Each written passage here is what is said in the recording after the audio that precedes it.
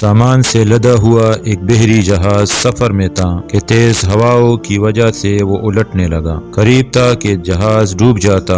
اس میں موجود تمام تاجروں نے کہا کہ بوجھ ہلکا کرنے کے لیے کچھ سامان سمندر برد کرتے ہیں۔ تاجروں نے مشورہ کر کے طے کیا کہ سب سے زیادہ سامان جس کا ہو وہی پھینک دیں گے۔ جہاز کا زیادہ تر لوڈ ایک ہی تاجر کا تھا۔ اس نے اعتراض کیا کہ صرف میرا سامان کیوں، سب کے مال میں سے تھوڑا تھوڑا پھینک دیتے ہیں۔ انہوں نے زبردستی اس نئے تاجر کو سامان سمیت سمندر میں پھینک دیا۔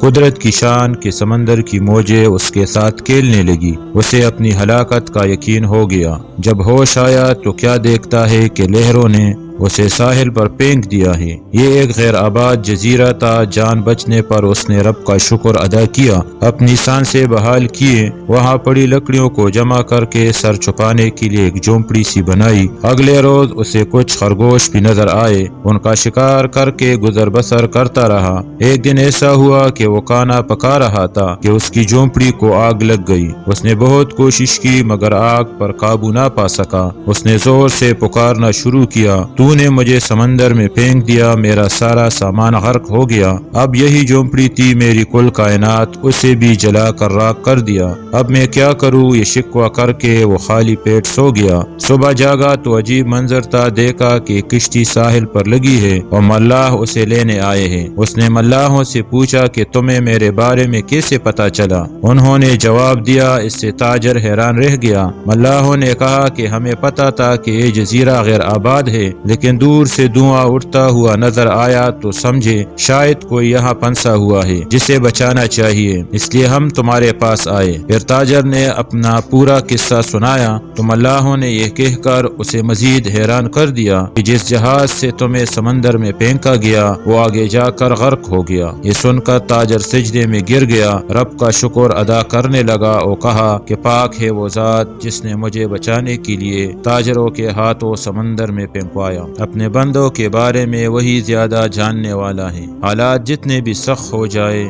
اللہ کی رحمت سے مایوس نہ ہو، ہر حال میں اپنے رب پر بھروسہ رکھیے۔